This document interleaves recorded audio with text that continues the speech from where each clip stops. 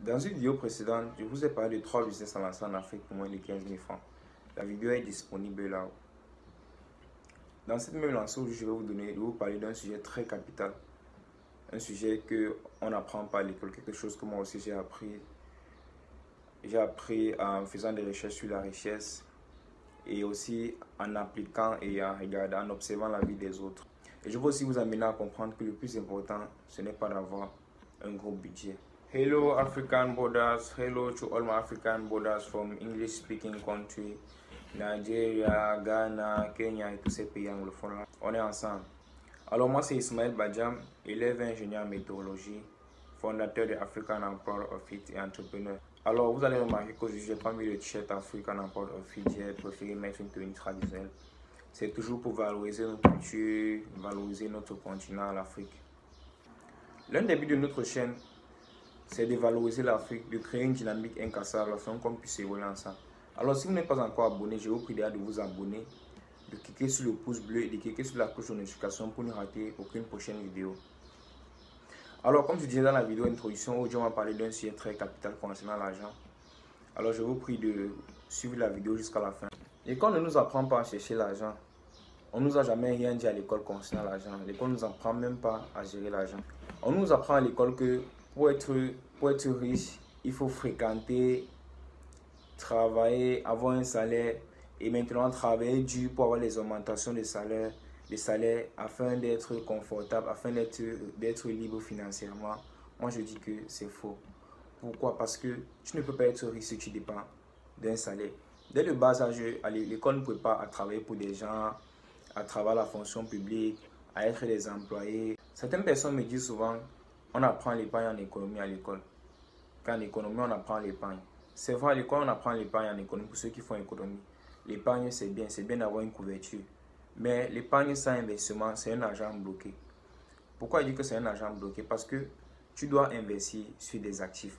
Pour ceux qui ne connaissent pas un actif, c'est quelque chose qui met de l'argent dans nos poches. Comme par exemple, un produit que nous vendons, notre entreprise peut-être, une action, bref, tout investissement qui peut apporter l'argent dans nos poches. Prenons le cas d'un fonctionnaire. Un fonctionnaire qui achète un terrain là, il achète le terrain comme ça, il ne construit pas, il laisse comme ça, disant qu'il a une couverture. C'est vrai, il a acheté le terrain, c'est bien beau. Mais le terrain là est considéré là comme un passif. Un passif, c'est quoi? Un passif, c'est quelque chose qui retire l'argent de nos poches sans rien générer en retour. Exemple de passif, une télé qu'on achète, un habit.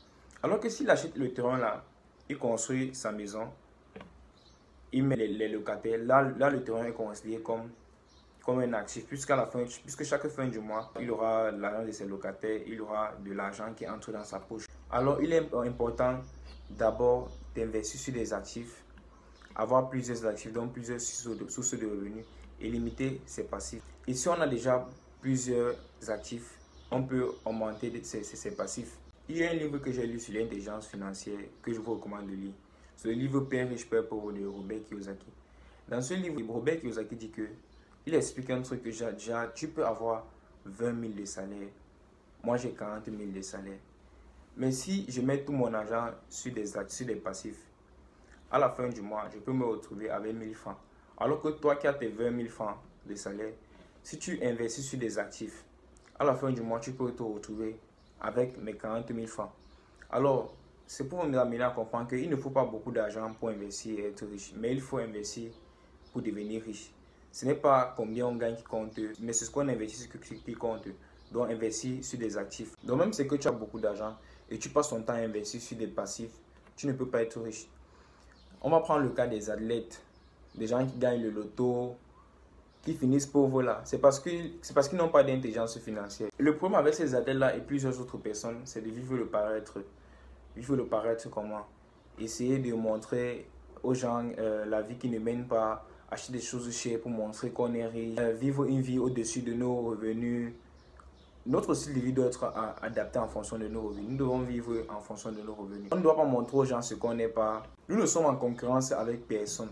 Alors nous devons retenir deux choses. La première des choses, c'est investir sur les actifs. Et la deuxième chose, c'est limiter ses passifs. Ce sont des choses qu'on n'apprend pas du tout à l'école.